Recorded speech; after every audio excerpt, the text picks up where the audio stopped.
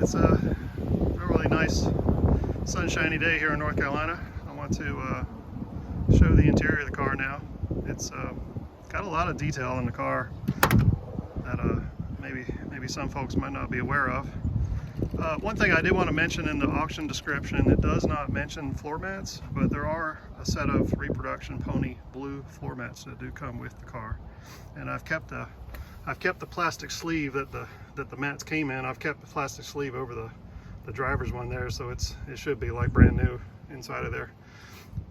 The car has basically just been driven a little bit for the preparation for the auction, and then over the years it's basically just driving it to and from the show field and onto the trailer. All right, so let's get into some details here.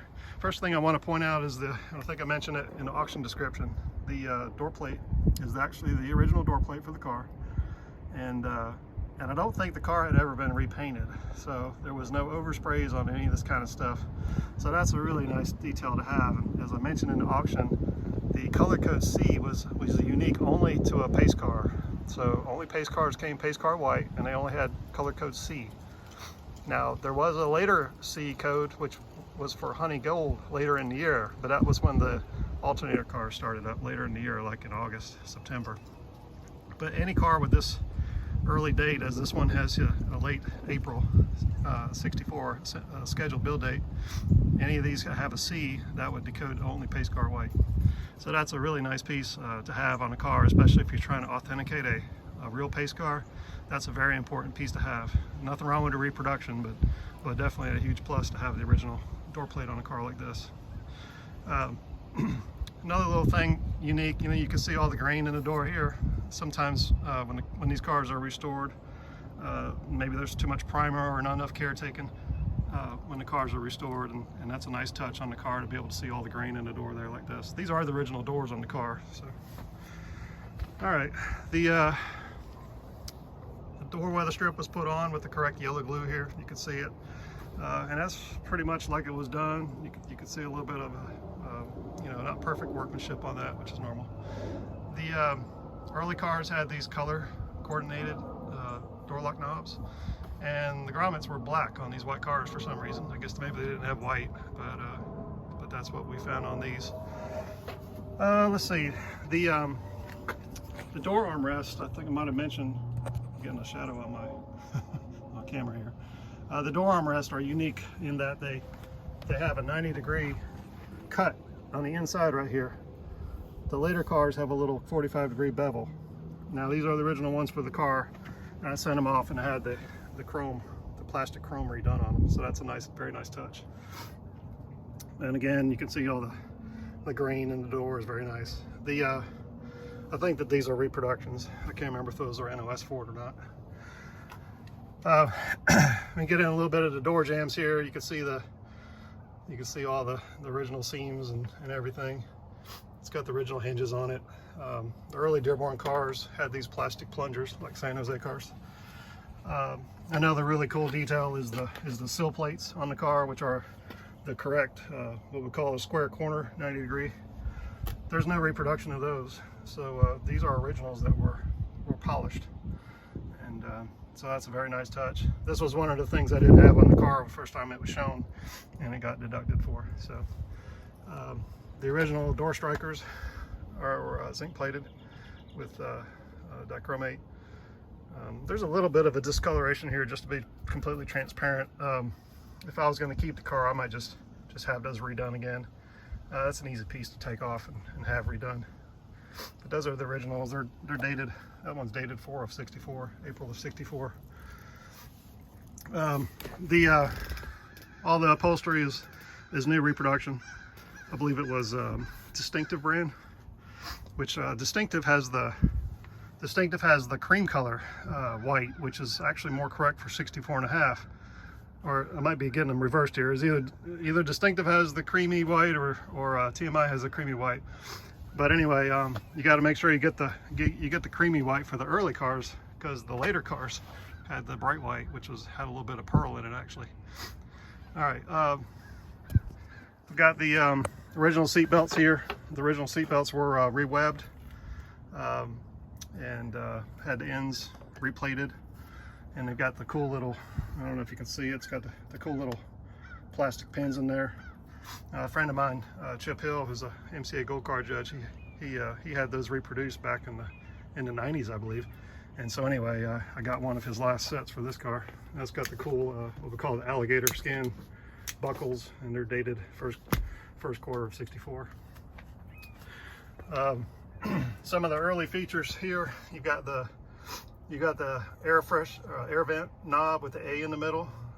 That's not really necessarily a 64 and a half detail, but all your 64 and a half should have it. That went on into early 65 production for a little ways. You got the no indent pedal pads on the car, and let's see, I've actually got an original. Looks like my defroster ducts come off. I'll put that back on. The defroster duct is a correct cardboard defroster duct. It's got the original firewall pad in the car, which some may not be aware that the 64 and a half cars, early cars, had the dimpled ones, like we kind of referred to as the San Jose ones. You can see all the detail. It's got the original heater box was restored.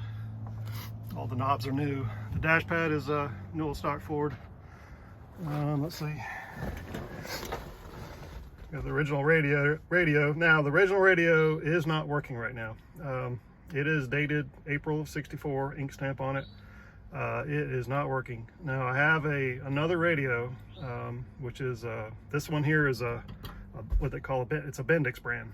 So it's the number on the side is 4TBZ, which is correct for these early cars. Now I've got another one that's a working unit. It starts with a 6 like this one. If you look them real close and you put them side by side, the Ford is a little bit centered differently with the 10 and 8 here. That's the only difference when you install it on the car when you see it. Now that radio will come with the car and it is guaranteed to work. I can put it in the car for the next owner, assuming the car sells. It's totally up to you what you want to do with that. But I do have another working radio that does come with the car. Original glove box door here. Got the original. Got an original style glove box liner. Got the light switch with what they call the fat pin there.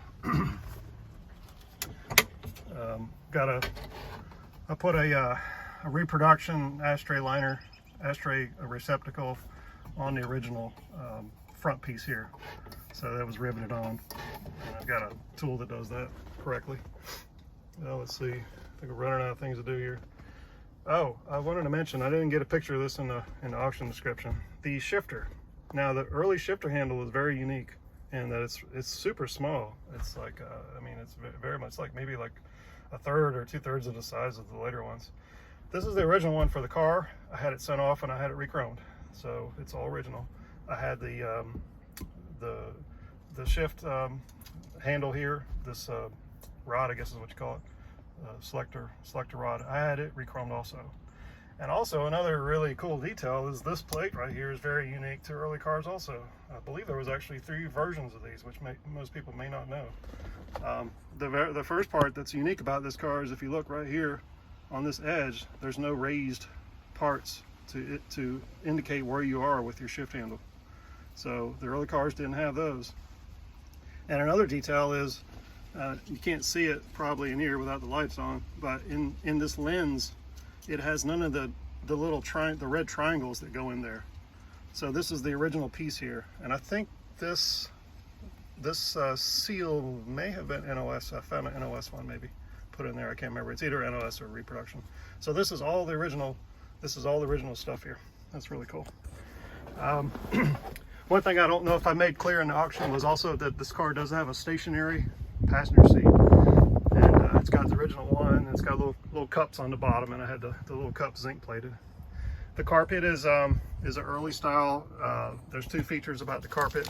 So number one is it doesn't have a toe pad. It's just got the what they call the heel pad, and it has the surge edges all the way into here.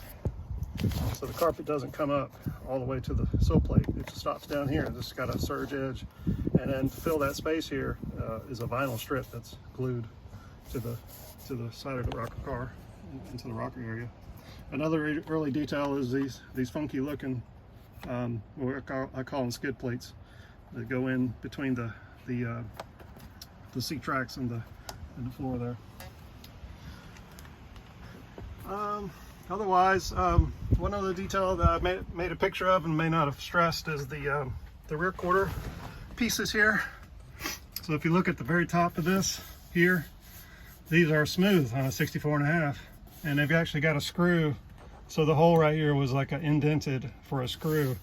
So that's only these very early cars had those. So that's a nice detail. These are the original ones from the car. Alrighty, I think that's about it. Hope you enjoyed that.